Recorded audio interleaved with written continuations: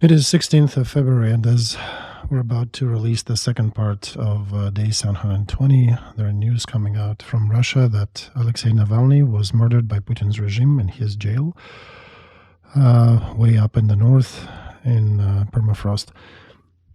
Why I'm saying murdered is because it was a political murder. It was a follow-up to several attempts to kill him before. And we do have on this channel a series about Putin. We're working on releasing several more in that flow.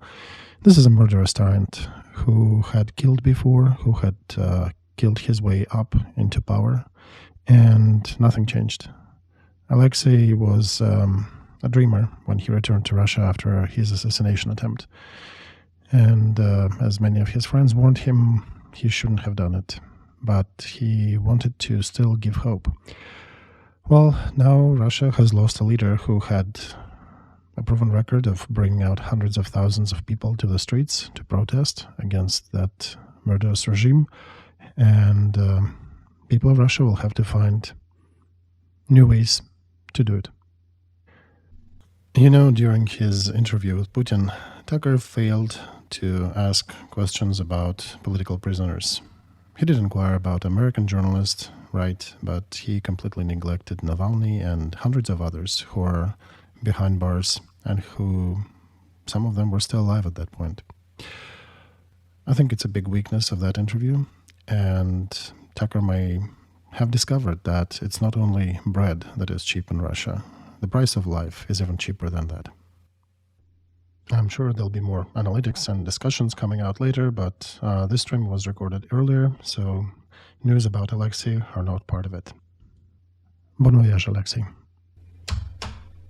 Day 720, part 2. First, he does not want to wage this war. It is difficult for him psychologically, personally, and the murder of hundreds of thousands of people on both sides is not making anyone happy despite of what we think about him, right? Second, not because he is a humanitarian or a saint, no, it's just natural human story.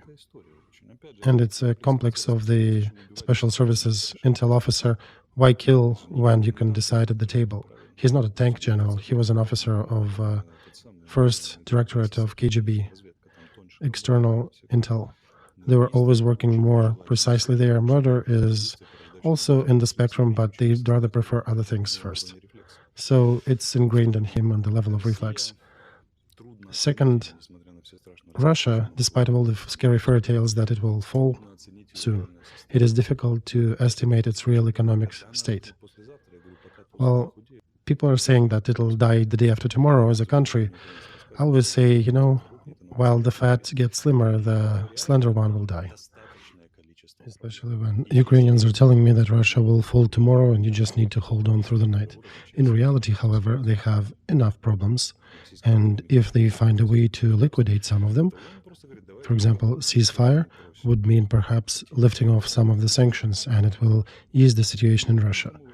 And this is what he's coming with. He's saying, let's fulfill all these asks in negotiations, and then nobody needs to continue this war. But if you do want to fight, we will continue the war, and we will try to achieve that in the armed conflict. And the third, also a very important element, he's playing soccer, football pass with Trump. Not because Trump is a Russian spy, and I don't believe in that, but because situationally their interests align, and it's been a while that their interests were aligned. Trump is accepted as a marginal candidate, not only in relation to Democrats, but he's also got a separate fight going on in his own party. There is only a part of his party that supports him, but he has a huge support of American people. Elites are definitely against him. And Trump is playing that match. Tucker is a person from Trump's team, essentially. And that play may go further, and I can draw one of the possible scenarios. It comes out of direct statement from Trump, which states that I will not only not protect the countries of NATO, the ones that are not paying those 2% of their GDP, I will also encourage Putin to do whatever he wants with them. And this is indeed a playbook for that scenario, where there is a hybrid threat created for the countries of Baltic. Did you guys pay? Well, who didn't? we're not going to defend you, and NATO may crack apart. And he dumps the unnecessary asset that, from his point of view, sucks huge monies, a lot of effort. He's an isolationist, America first, and if somebody wants us to participate, then pay us money and we can engage.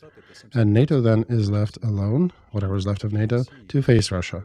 United States is 75% of battle capacity of NATO. Without United States, joint NATO will not be likely to win over Russia. But if they fall apart, that's the definite loss. Part of them will be bought, another of them will be scared. So what is he doing? That he is fighting with globalists inside the United States. He's fighting with those globalist clans. And Putin is somewhat mirroring a similar politics in his interview. He's saying there are groups in America. Remember, he's saying, I don't know who is running the country. It's a complex question. There are groups in the United States which, according to Trump, they prevent him from bringing peace in a global world and putting an end to the war between Ukraine and Russia and letting everybody live and make money. He's saying that these groups are here in America and they are an obstacle for Trump. He's not finishing that. These groups are interested in strengthening NATO, in projecting American power all over the globe and getting political bonuses from it. He wants to crush these groups and wants to take away their levers on to American politics. And Putin is kind of playing game with that. I don't know if they have an agreement at all, but generally Putin's message is very aligned because of his statement that certain powers in Britain and the United States do not allow for us to strike truce, and otherwise I would have signed the truce accords a long time ago. So in this regard, they're somewhat following in the same corridor of options. And I would even highlight that it's very likely that this is a probable scenario how things will unfold. Russia does not want to fight with NATO, in my estimation, but they can definitely play a global game to reach the goals they want, what Soviet Union failed to achieve. Not Russia against a group of European countries, and not only European, but Russia against each individual country in Europe. That would be the greatest achievements. Then Putin can sign himself into the historic ranks higher than Peter the Great or Catherine. And Trump will get all his bonuses to cause defeat of the globalists when all of their influence in Europe would collapse. That geopolitical game can go rather quick. And before the elections, it could start before, it could finish after. And this is a direct threat, and Baltic countries are aware of that, and they're preparing for it rather actively, not only them. That is a rather probable scenario. And again, from the point of view of Ukrainian problem, if you broke the NATO apart and gave them several ultimatums and put them in a difficult political crisis, and the only term of not continuing aggression or not continuing hybrid actions would be cease support of Ukraine, then Ukrainian war will be over in 2 weeks for Putin. And this is a very rational strategy, and this is one of the most probable scenarios, I think. Not the only one, but that's one that they can play situationally with each other, and not that they need to coordinate, just one can see his benefits in the way the other plays. And these are the signals he was sending in this interview. Guys, we align in certain interests in that situation that lasts for 5, 10 years, even longer. Let's play. And that's the third meaning of Putin's interview, a very important one, I think. It needs to be properly understood. The situation on the global chessboard needs to be understood as it is. And I'm highlighting that for those who will scream tomorrow, oh, Arestovych said that Putin doesn't want to destroy Ukraine. Yeah, I agree. Putin does not want to destroy Ukraine. That's not of his major goals. But one of his major goals is to destroy NATO. And he wants to be in a situation when he can deal individually with NATO countries, not with the bloc itself. Because every NATO country is much weaker than Russia. Russia is stronger than each of them. Only United States is stronger than Russia. And then he is in a situation when he can play with them, like with Orban. And he's not even going into that eagerly. He's going there rather reluctantly. But he considers that as one of the options.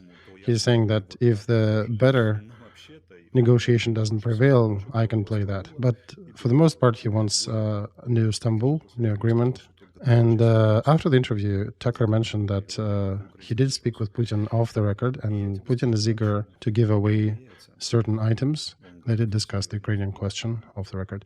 And now let's counterimpose that over our strategy. We mobilize 500,000 and we'll continue fighting until we all run out. That's a fantastic strategy. Before we go to our strategy, Alexei, let's talk about the negotiation strategy. I think it's an important point. The order by President Zelensky about not an option to conduct negotiations with Russia. So that was written in a different time when he was hoping for a different scale of support from the Western countries. And 23rd, the year of 2023, showed that in reality, the West is not capable to support Ukraine to a desired level.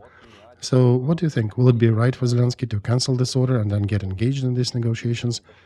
And how he can do that if your answer is yes? All right, that we looked from the point of view of Putin. Now let's look at the same situation from the points of view of Biden and Zelensky. Biden generally can give us now 1,000 ATACMS, after which Russian logistics, Russian forward operating points, Russian command centers out in the front, airfields, there will be nothing left of that. There'll be just masses of infantry. So if it will not cause their utter defeat, it will be a serious military blow, after which they will not be able to talk about any advancement or any active operations on the front, and their position will be weakened by pure military means. You can transfer them within a month. You can use them rather rapidly. Same HIMARS systems can use those ATACMS. You don't need to retrain anybody, just aim and shoot. Or use other military methods. So do Americans have strong trump cards? Yeah, they do. But Biden's administration, they are not giving us any hope. Now, another question. What's happening between Biden administration and us and Ukraine? This is the central point of the story. Because now I'll say a very treacherous thought here. Vladimir Putin can probably award me a rank of Colonel General and an apartment in Moscow after that. I can't hear that, Alexei. I didn't hear that. Right, I know, it's an irony. But out of all three who are engaged in this situation, in this conflict, it's only Putin who wants peace right now. I do not understand what Biden wants, because the position of his administration is rather complex from the point of view of analysis of cause and effect relationships. You know why? Because that's the similar story with the border of the southern United States. He is demanding Republicans to vote with Democrats in Congress to close and do something. That all can be done with the president's decree. You know how the problem was solved when Trump was president? He signed an order, an executive order, which basically said that if you guys want to come to the United States, because they all come as refugees, you apply for that and you sit on the other side of the border in Mexico and wait till we review your request. And Biden canceled that order, and then everybody rushed the border. So Biden doesn't need any agreement in Congress. He just needs to sign one order, and he's not doing that. Continuously, he's refusing to do that. His rating is probably the lowest now of ever in history of the United States. They're holding their heads in America and not understanding what the heck is going on. Here, we are in the same position in Ukraine. On the material level, he can give us, right now, a very serious advantage, a military advantage. 500 to 1,000 ATACMS missiles, that's a serious argument. You can remember what happened when the first 20 HIMARS were transferred to Ukraine. These things fly a bit further and destroy more. We already know the targets, you just need to shoot them. After a month of our rocketry exercise, all scary plans of Russia about taking Chasiv Yar, Kramatorsk, and Pokrovsk, they are no more, probably forever. Now, the question is, why is his administration not doing that? In order to transfer these weapons, you don't need any Congress decision. It's the direct analogy with the situation on the southern border. Just an executive order of a president, that's it. Could it even be a secret executive order? And even Arestovych, with his capacity to analyze cause and effect and all related things, he cannot analyze why. And none of the serious analysts in the United States have the answer. why he is sitting on the fence, not going there, not going here, neither on the American things nor on Russian situation. Putin knows this group of arguments. He knows that Americans can ramp up our military capability that will make Russian war actions rather problematic. They will not lose their military, but definitely for the next year they will have no power to continue their offensive. And if there is no offensive, then what? Then it's a weak positional warfare that just weakens Russian economy, and the tempo is much faster than what Putin needs. And this potential threat is very dire for Putin and his leadership and his administration. It's a serious argument for the negotiations. And Biden administration is also holding us by a thread and saying, well, you know, at any moment we can. You guys just hold on for now. And then you mobilize 500,000 and you'll take everything and you will be drinking that coffee in Yalta that you were hoping to. So a question, if they're using that as a carrot, then somebody needs to be wiser. And how could you use that as a carrot? You could be saying, well, don't give up. Hold the line. We'll figure out good negotiation positions. And if anything happens, we have a good stick behind our back. Putin knows that. And he's coming forward and saying, I'm ready to negotiate. We don't need those escalations. We don't need extra blood. There'll be more people dying. Let's sit down and negotiate. That's exactly what he's suggesting. And he outlined that as a worthy exit out of this situation with dignity. Who is a fool in this situation? I don't have a question, Alexei, who is a fool, but I have a question. How do we do so that we get out of the trap of our own decisions in Ukraine? If, for example, Zelensky wants to make such a decision, I think I called that 1,000 times. We need to remove the framework of Russian-Ukrainian conflict and need to talk about collective system of security in Europe. Better in the world, but at least in Europe, or at least in Eastern Europe. And this is an exit with dignity. Nobody gave up. Nobody conceded. Nobody is in a bad position here. Nobody conceded Ukrainian territories to tempt Putin and his troops. All that rhetoric goes out of the window. And he has not conceded anything as well. And after having fought this war and having understood that we need a new security system, we're switching to that level of negotiations, of creating new world where things are getting resolved by any other means except for military. And this would be an exit with dignity for all the involved parties and Europe at large. How long ago did I bring this matter? About 5 months ago, right? End of September. Today, Putin is talking about that. Today, NATO generals are talking about that. NATO generals are using the same words as we used, I think, at the 20th of September. They're saying that NATO is not capable to produce enough military items to support this war.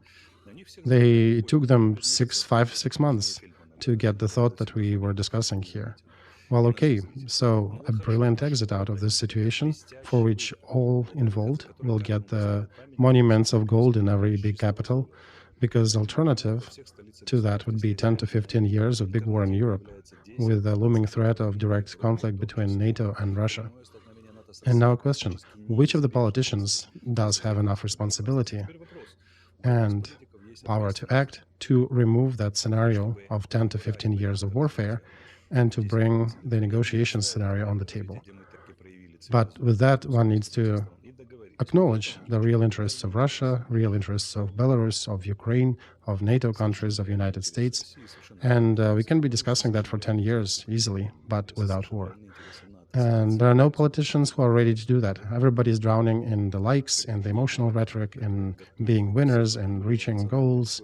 But those people who are in Kiev now, drafting, they're saying that it's difficult to get men for the front now. There are much fewer of them on the streets available. Today I heard another story by an infantryman over on the front. He's fighting, and recruitment commission came after his brother. His brother is disabled. His brother doesn't see out of one eye, and the other eye has a very poor vision. And they deceived him, by the way. They told him that there'll be some technicians to repair his internet. He opens the door, and it's recruitment office, the drafts people.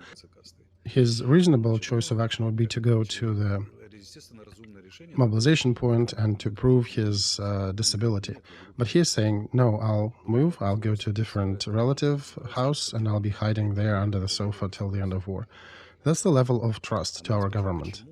And again, why are we even doing that to the disabled or people who get writs of mobilization, even though they're fighting on the front since the first day of war? They already got like 20 of them at their home address. And here's a question. If we did our census over 20 years ago, how do you think we'll be effective in mobilizing people? And with that, we want to mobilize 500,000, and we want to throw them on the front and win over the political leader of a neighbor country who is now taking a position that I don't want to fight with you, I want to come to an agreement with rather acceptable terms. Alexei, I want, once again, sorry for bringing it up the third time, but I do insist to hear the answer. So here's President Zelensky with his order of his, by which he forbade himself to conduct any negotiations with Putin. How can he communicate the change of his decision? Oh, that's easy. I'm sending him a signal. Dear comrades, dear citizens of Ukraine, we are starting in Geneva or Berlin or somewhere in Europe big negotiations with 45 countries, let's say, about the new system of collective security in Europe, about preventing future wars, because Potsdam-Yalta system is not working anymore and we need to build a new one. All that became possible only because our formula of peace and our efforts under this formulation that helped us to attract more countries. And besides European members, there likely will be countries of Arabia, India, sort of mini United Nations group. And it might turn out that this negotiation might turn out into the new collective system of security in the world. And that all grew from that initial efforts by Zelensky and Yermak, where they gathered up to 60 countries on the initial meetings.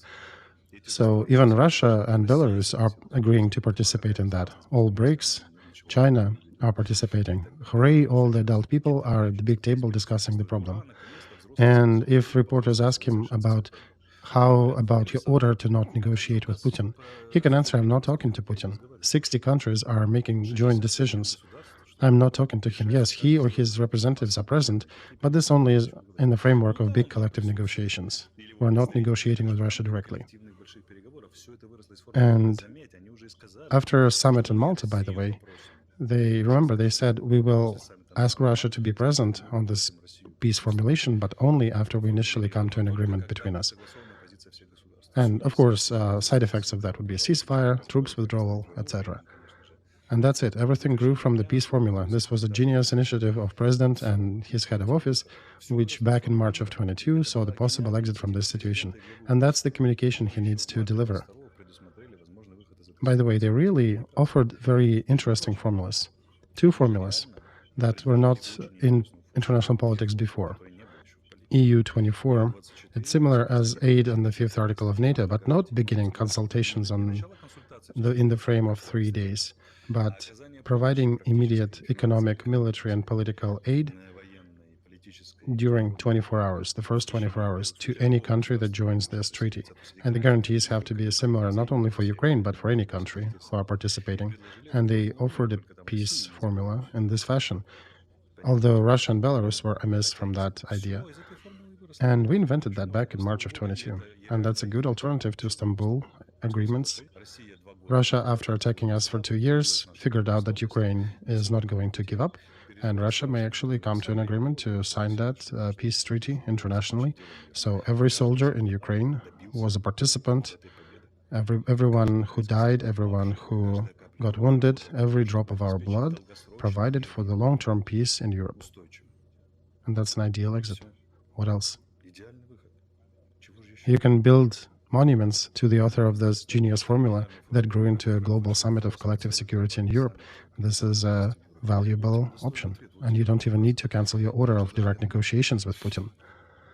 And in that framework, you can have bilateral consultations, including Ukrainian Russian, because they're not negotiations, these are just consultations. And you can coordinate the whole spectrum of issues. All right, so we basically understand the framework. Thank you for answering.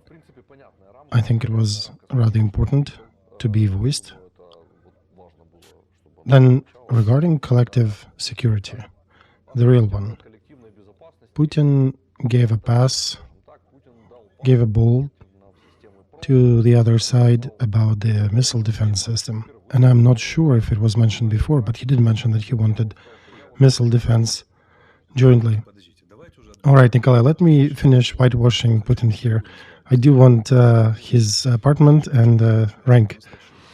Let's continue humorizing here. But Google up Gobalinska radio relay service. He indeed suggested that Russia joins NATO. Actually, Yeltsin started those conversations and Putin continued. He offered the use of long-range radio detection sites, the one in Zakarpattia near Mukachevo, Gobalinska as well. And this is all open. You can Google these suggestions, you can find them. He actually did create a base for NATO on Volga River during the joint campaign in Afghanistan. He came out with so many security suggestions on numerous occasions, and he was basically told to go you know where with all these offers. So the contract about limiting the usual munitions, usual weapons in Europe. And it has a special addendum, which Russia open-heartedly signed, but not a single other NATO country did. And that's what I was telling you. The West had spat in his face so many times that I would probably be upset even before him, but he was trying to normalize relations for quite a while. And at least try to be accepted as equal. I think it's his main idea to be recognized as equal. You're asking me for peace, but you're not doing it with respect. And this is his real psychological photo, psychological image, and not what our propaganda is trying to create of him. That leads us to a stalemate and inability to solve this conflict, where we likely will waste another 100,000 lives for the wrong estimation of the initial position where he is and where we are. We misunderstand his thinking, his motivation, and his position. His position as an actor, the one who is an active participant in this process. And why did we invent such an image? While nobody is listening to us, I'll tell you tete-a-tete, because on both sides, in the West and here in Ukraine, the creation of a monster, which could be a senile old man, but also a monster, it allows to control the situation internally to a better degree, and in your political blocks and economic blocks as well, because having a good enemy is always good. You can always scare people with a scary monster, and that's it. That's what I think. Well, for our rather limited dialogue here, which usually does spill over 2 hours at a time, I do have to filter quite a few controversial questions because they do not have a practical realization. And it is not important to figure out who is Hitler to whom. And I want to keep it outside the framework, because I don't care if he lies, we take that, right? You don't need to remove it. I want to put a couple sentences to this topic. No, Alexei, I do care for your personal time. Well, okay, no worries. We can continue, but you guys can check my next interview with Latinian tomorrow, where we'll go in depth on some of these topics. I do want to hear your military point of view on all these stories about the joint missile defense systems. How do you think it is realistic today to create a joint missile defense system where the countries of Europe, countries of Persian Gulf, China, and the rest will participate? Okay, then whom are we building missile defense from? Aliens? Well, same thing. I don't even realize if it's... I have questions. Is it realistic?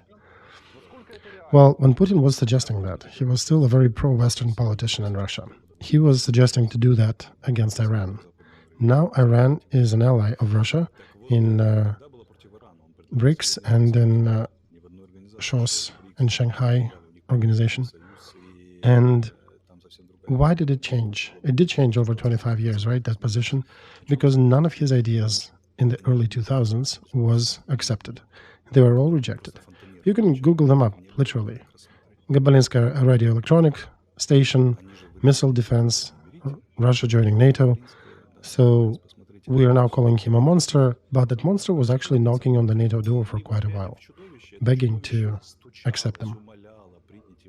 But still, a question. Do you think it's realistic, that missile defense in that format? No, not like that. Because now he is already relying on a joint position of weakening the West, special relations with Iran and China, so that train has left the station. All right, I'm then returning you back to your words about collective missile defense and collective defense suggestion, that there is still a small chance to come to an agreement about the collective security in a new format with Russia and China. There is a small chance. Then what is the chance, in your view, to come to agreement about collective security? Well, as we said, you have to aggregate that peace formula, maybe 20, maybe 60 countries, and negotiate there. But without missile defense, you mean? Yeah, it could be used only as a part of this story. We can even come to agreement that we limit certain amount of missiles. Like the Potsdam-Yalta system was holding on a sum of other contracts that were signed and treaties that were signed after. And that system stopped existing only in the end of the 80s, when Yugoslav war started in Europe. But for the next, since 89 to 2023, everybody pretended that the system still worked. If it didn't, it wasn't. All the holds were broken. And now we have a second huge war in Europe after Yugoslav war, and now it's Russian-Ukraine. And it's in Europe. Missiles do reach Romania, NATO countries, Poland. Estonia, Latvia, and Lithuania are throwing a ton of resources to dig bunkers on the border with Russia.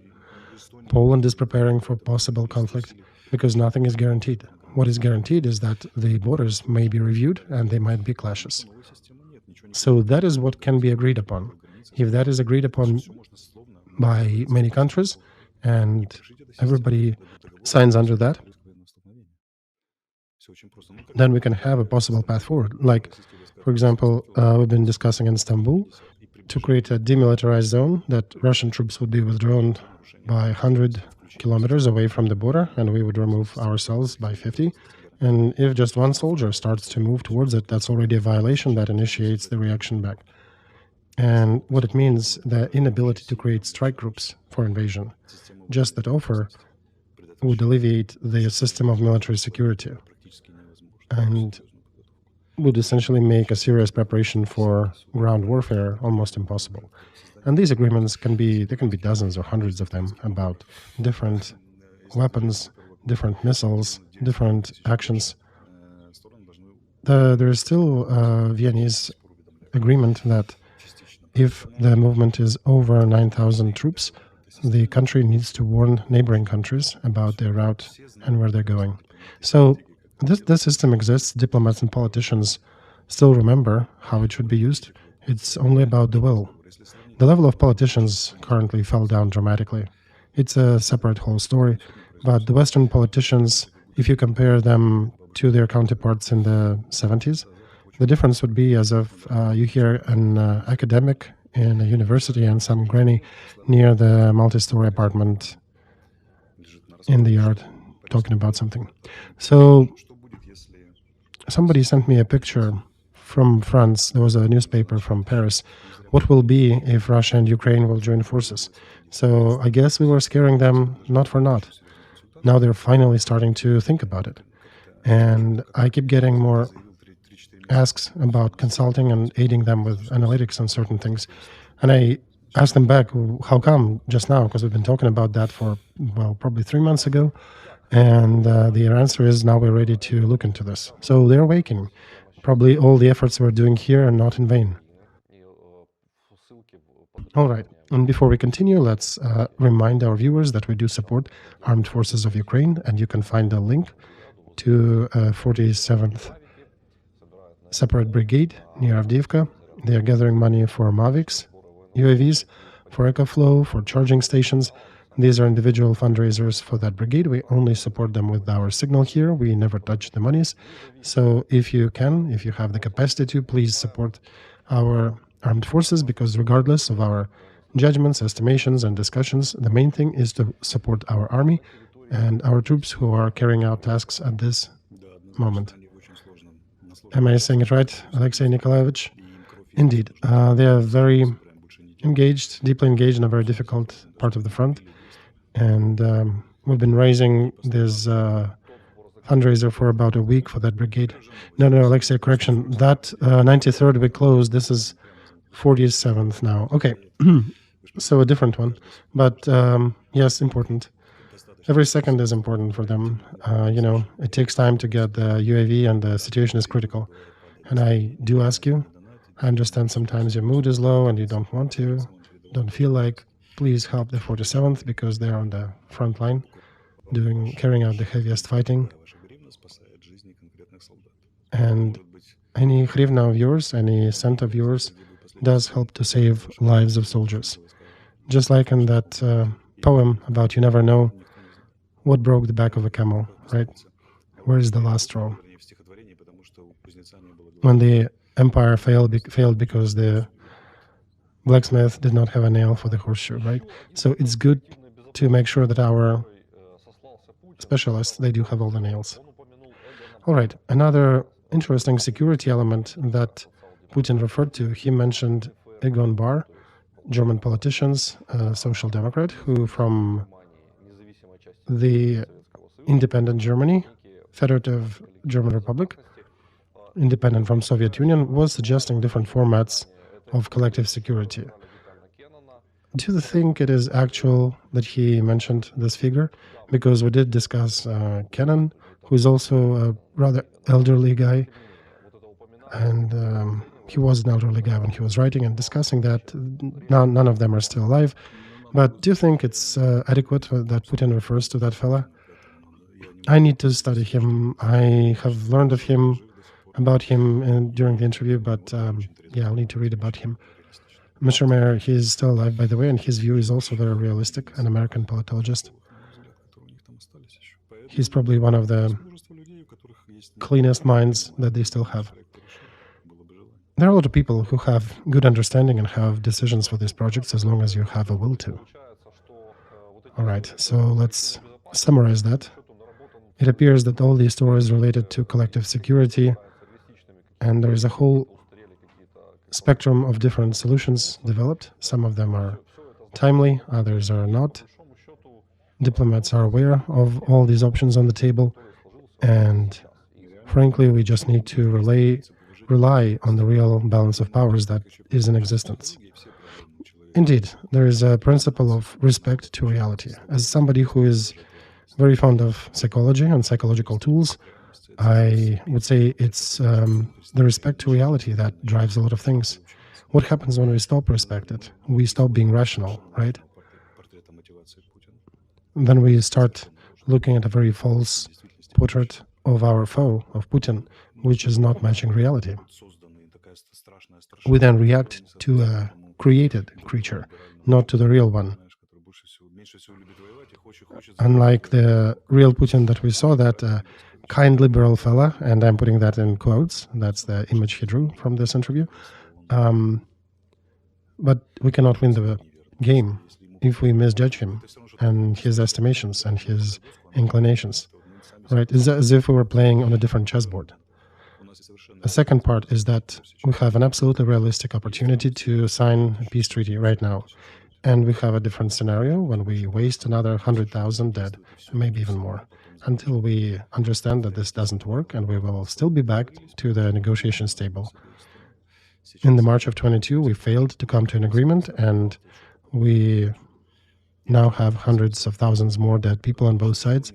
And if we fail again, the Baltic countries and Poland may feel hybrid or some other kind of attacks as well. Just because we could not find responsible politicians on our side to evaluate situation on the board realistically and weigh pros and cons. All right. We also have a few Ukrainian news that I think we should discuss. So our drafting officers are allowed or told to start working 24/7. I think this is an action that exacerbates the already existing degree of panic with people. Well, is that surprising, Nikolay, in the framework of an overall idea that we need to gather 500,000 people? That's why, because in order to get 500,000 in a country like Ukraine, you need not only work 24 hours, but perhaps find 48 or 72 hours in that day. Huge Russia is not doing that 500,000 mobilization, and now we intend to. And if you notice, over the 2 years of war, mobilization will finally get a proper legal base when they finally vote for the mobilization law, right? Until now, we didn't have any. So it's understood. Now they need to rush personnel, let's call it delicately, to the front. And yeah, that actually does create a panic in the territory of Ivano-Frankovsk region, where, for example, in a Kosmach village, a crowd attacked a woman with a child that, according to accusations of the crowd, were the spotters for the local military recruitment office. And this was a rather loud story, criticized by everybody, including patriotic side of the country, ultra-patriotic, I would say, and even military are criticizing that.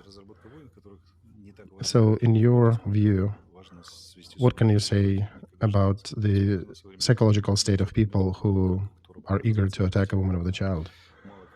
Well, they're in a state of psychosis, basically, Nikolay. I published an article before that in the end of 70s, when the Vietnam War was over, there was a new technology being developed where we talk about cognitive wars. The idea was to confuse the logistics and the civilians of the enemy. And there was a shift from Israel, from China, from Russia as well. There is a cognitive war that is being already implemented and realized and developed in the last 30, 40 years. And it goes deeper. It's not even a psyop. It goes to use the achievements of neurophysiology and other achievements of different sciences to affect people. So let's put it delicately, we indeed face cognitive warfare here, and some people lose their wits and minds over that. And some extremely optimistic goals set by politicians in regards to the front and schizophrenia in messaging sent to people leads to people losing their bearings. And we had that before. If you remember, at the beginning of the war, there was a hysteria about those green marks on buildings and roads that supposedly are used for the missiles of Russia to target. And there was a lot of activity around that. And by the way, at the beginning of this war, we had 206, I think, bodies deceased who were killed by friendly fire as a process of that hysteria. And now look what's happening. So Russia is using that, and some political forces are using that as well, using the negative situation. And in today's day, you can just take a village and realize that plan over there. By the way, in certain troops and certain professionals, when they train for this cognitive warfare, they essentially their task is they're given, hey, here is a village, play it out, affect how they do that and what they believe in. And those people who work, who are professionals, they're saying that, yeah, that's what you do. That's how you implement it. You create a schizophrenia in a small settlement, in a small village, and make sure that everywhere in their chats and their meetings, everywhere they discuss spies, they discuss spotters, they discuss other risks. And by the way, the village where that thing happened, it wasn't even caused affected by war much. They did not have much people dead on the front or much people recruited. So that's a good example of how it works. And I want to say that look in the future when they'll be scraping the bottom of the barrel and men will be afraid to even move around in this country. That's when the real witch hunt will begin, and some politicians on our side will absolutely propagate the mass psychosis situation, and we'll have a lot more of cases of that kind. That's why I'm a big skeptic, not only in regards to the way we are waging the war right now, what the president has declared, but also in our ability to support our political aspirations, because for the last 30 plus years, we are setting goals which we cannot fulfill according to our resources. I'm not even talking about cadre and experience and professionalism and all that. And I do not believe that we'll gather 500,000 people in Ukraine. I mean, there is a scenario where we do that, but I don't think it will be a success. Our social system will start cracking severely. And people, civilians, families will break that recruitment process. And that case when 6-year-old girl got a brain concussion just because some villagers where they live saw mom to be a spotter for the recruitment office. This is a good example of what will ensue a bit later. And that's why mobilization, I think, will be rather intense in Ukraine and rather unsuccessful, because we should not be setting goals so inadequate to reality and try to achieve them in the Paraguay version when you basically run out of men. Because every political leader should take care of his own people, about their physical survival. And when you are looking for trouble, then in the meantime, you know that you'll fail, but you believe, you still foster the belief that you will somehow get there. That ends pretty bad for us. I'm not even talking about other initiatives when they wanted to essentially declare outlaw 10 million Ukrainians who are outside the country. And to also tell, basically comparing them with those heroes who remained in Ukraine, to attack those 10 million, saying that we'll ask Europe to push you back, to squeeze you out, to take away your monies, to take away those refugee payments that you're getting. So you know my point of view of this. They're all ours. They're all Ukrainians. And moreover, even those who are there while nobody's listening to us, those who are there illegally, they're still ours. We should not be disenfranchising them. How can you push a third of your population out of your country's history? 4 million men who are still not on the roster list where the drafting authorities call them idiots, scum of the earth, and cowards, and then you try to recruit them, find them somehow and recruit them. So at first you completely demotivate them. They're being told that you're not people. Those who are people, those who are men, they are serving in the army, and you guys are not that. And then you want to still recruit them and show you some virtues of heroism on the battlefield. This is madness. This is mad to expect to pressure the person so much and then throw him against Putin's Russia on the front, which, by the way, feels itself not as bad as we thought it would, even regardless of all the sanctions and the war and everything. Right? We live in that, so we think it's just daily routine and it's, uncomfortable, but that's what's happening. But when you make a step backward and look at it at large, that just draws you a picture of madness. Mad goals, mad methods of realization, mad outcome. The results will be mad. Well, you're saying it's mad, but People's Deputy Yulia Klemenko said that actually in the stream on one of the channels on live TV said that this is senile initiative for drafting that many. And, I believe that people who are not planned to be on these TV channels, they cannot happen to be there accidentally. So do you think it's a message? No, Nikolay. I think Ukraine is rather an anarchic country. I think it's a live TV, so, Congresswoman can say whatever she wants, and that may be not exactly scripted. And, they have different volunteers talking about different ideas. We're still somewhat a democracy. Arahami already came out and said we will not be blocking the accounts of people. Even some of the opposition are already saying, to my views, are saying that, we still have constitution. We need to somehow follow the freedoms that are affixed there. But I'm talking about the general rhetoric, that the push from the government to say, hey, these you who left the country, you're scum, cowards, and scoundrels, and now we need to mobilize you to save Ukraine in the last push. How do you package that? This is a cognizant demotivation, I think, from the government, right? Right. It's as if you and I were here on a stream and you were telling me, you're an asshole, deserter, and a big list of other expletives, and then suggested to record a 2-hour stream with me. That would probably destroy my motivation to talk to you, even despite all my patriotism. And even if I managed to have enough patriotism, it probably would be not with you that we record the stream. But that's how our country is interacting with our own citizens. Well, you worked with these people. You know that they're not mad, or are they? Well, I would say they're misjudging the situation, the circumstances. It's misjudgment. My conscience is absolutely clear because I was always telling them to their eyes a lot of things, and many of them were much worse than what I'm discussing with you here. Because very often people like to present situation that while he was in the office, he was a nice, cute bunny, and now that he's left, he's criticizing it. No, guys, if you knew what I was telling them over my 2 years of presence in the office, you would understand that I'm not really reaching my own mark. I'm just saving the nerves of my compatriots who are listening to the streams.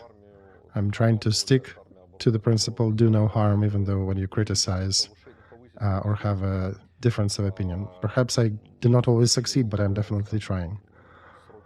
All right. In Israel, they have a suggestion to increase the terms of service in the IDF, Israeli Defense Forces. They are suggesting that soldiers need to be in reserve to 45 instead of 40, officers to 47. Several rare specialties are increased to 52 years instead of 49.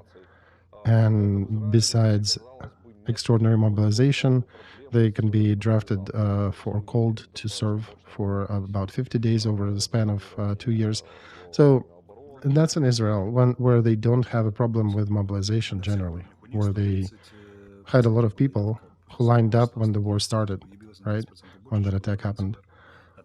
Right, on all the levels. They had 130% after the October 7th. So 30% more came to draft points and not all of them could be recruited at the point. They actually had to find ways to get into military. And there were cases of when people were giving bribes and finding ways to be added to the active army.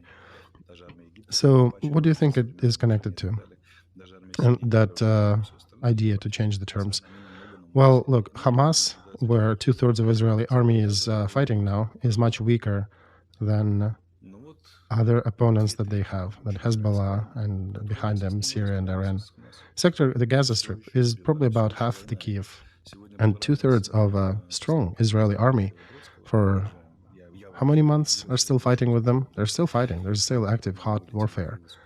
Today, the son of Israeli diplomat in Ukraine, Mikhail Brodsky's, was wounded, and him and his wife flew back to Israel to see him.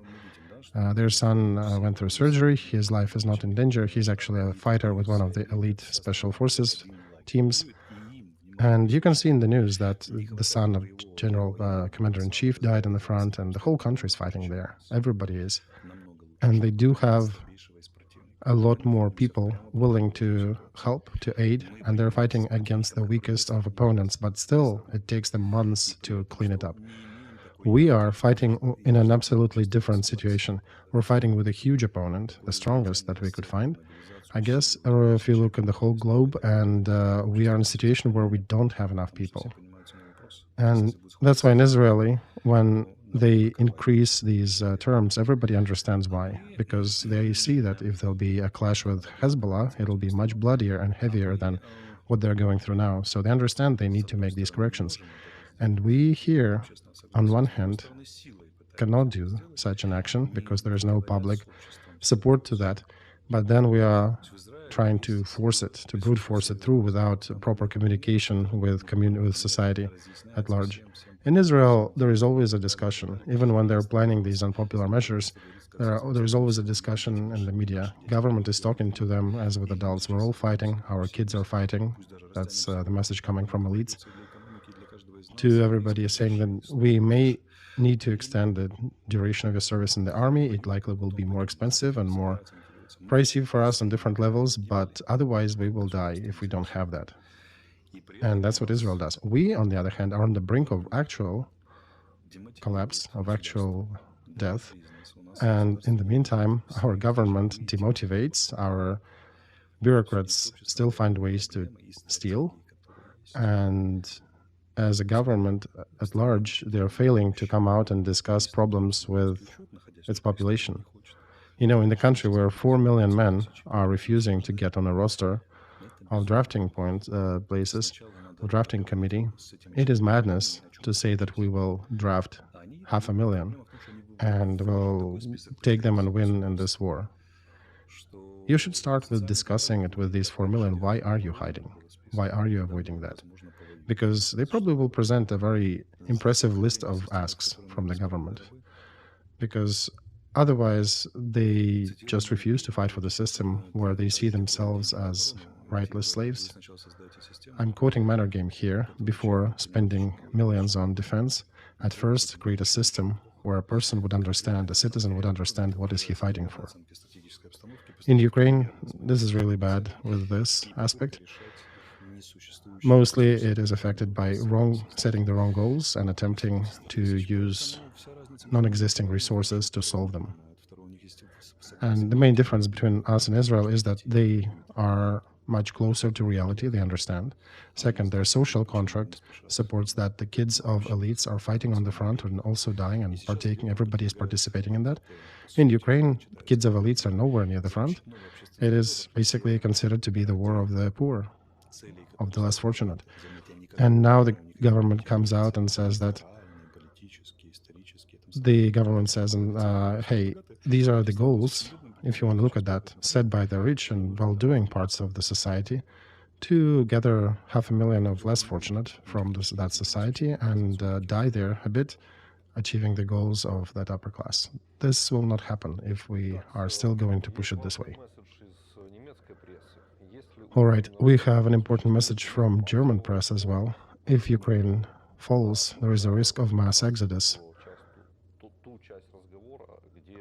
And that kind of directs us back to the point of conversation when you analyze the risks of the front crumbling. And we think that these risks, for the most parts, are negated right now. And to some degree, they were corrected by a good departure of Zaluzhny from Zelensky. So that is not likely to be a serious threat in the near future. But regardless, that Germany is playing out a scenario and considering that possibility of mass exodus where up to 10 million Ukrainians may go to Germany. And they're still saying that Ukraine likely will hold the front till the end of 24. But the message overall is a concerning one. Because if Germany is considering the risk of collapse of our front, we should probably look deeper into that. Well, Nikolay, our army is well motivated. Despite the big number of refusers, all the drawbacks and deficiencies of the army, most part of the army understand, of the soldiers and officers understand that when the war comes to their cities, they likely will lose members of the family. So they're fighting for their own. This time right now, however, is probably the most dire because we've been shooting our special reserve of shells and everything that we're shooting at right now. There's literally zero support. And like you mentioned earlier, if we do not get more air defense missiles, we'll have more problems very soon. But the army is still standing. They're showing a fantastic heroism. We're still holding Avdiivka against Russian big aerial bombs and other things they throw at them. And Kupinsk, Novomikhailivsk, and Rabotina, throughout the whole front, they're holding. And the army will stand and hold it and will probably even go into offensive operations as long as we need. But they need material resources. They need bullets and shells. You cannot just go on your will to fight and achieve goals on that. And these resources can only be given by the West. And that's why probably some scoundrels starting to scare the West well enough when you start seeing these titles in the German press. Probably by accumulation of these news coming out from different papers and magazines, they finally getting the message, right? And I'm getting, not only by that news, I'm personally getting a lot of requests to talk to them more, to provide some analytics and etc. So it seems like they're finally hearing the message.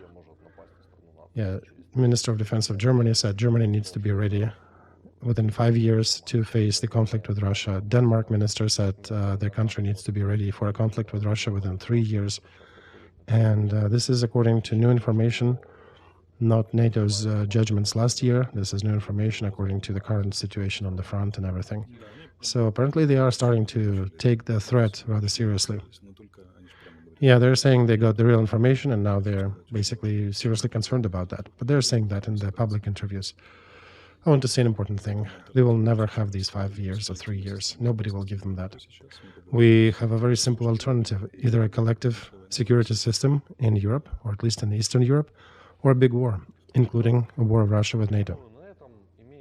I think on this, we can put a full stop on our today's stream. Let's end it on this, and let's not develop it further today. We have more news to discuss, but I think we talked about the key components here. Thank you, Alexei Nikolaevich, for that stream.